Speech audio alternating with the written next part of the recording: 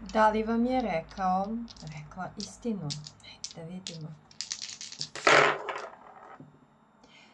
Izašao je Merkur, Merkur zadužen za komunikaciju, razmišljanje i Merkur u biku. Merkur u biku je stabilno postavljen. Dakle, za sada imamo indicije da ova osoba govori istinu. Hajde da otvorimo tarot i da vidimo dalje. Šesta kuća, bik, priče o poslu, o svakodnevnici, o zdravlju, o materijalnoj stabilnosti, novcu i slično. Da, evo imamo kartu istine.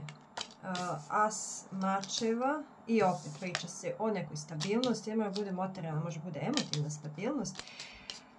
Da vam je rekla istinu, jeste, ova osoba vam je rekla istinu zato što se u prošlosti opekla i ne želi da ponovi u budućnosti, želi stabilniju budućnost, ne želi da ponovi greške iz prošlosti, a ovo je osoba koja želi nešto novo sa vama da gradi. Zato ova osoba u samom startu želi da bude iskrena, želi da sa svoje strane učini šta god je to moguće i šta god je potrebno. Kaže kako ne bi bilo kao što je bilo u prošlosti i ne želi da ima tu nesigurnost niti da je da, niti da je dobije.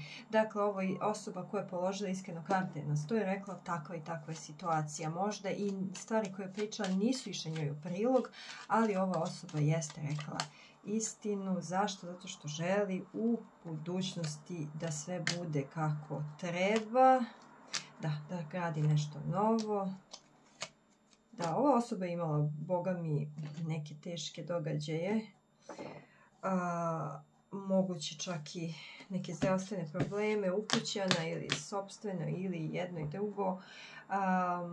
Nešto je puno izgubila u prošlosti, veliki gubici obeležili su prošlost ove osobe, ali ovo je neko ko ne želi da gradi kule od karata, već nešto stabilno za budućnost. Tako da ova osoba baš iz te svoje želje da bude konkretna i jasna. Ova osoba vam je sve rekla onako kako jeste.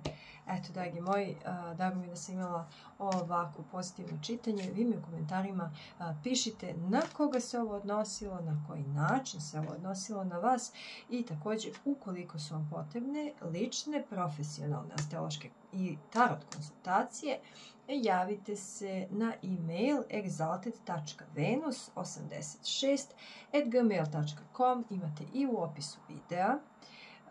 I mi ćemo se družiti ubrzo uz neke nove teme koje možete također u komentarima predlagati. Hvala, sve najlepše vam želim i prijatno do skorog viđenja.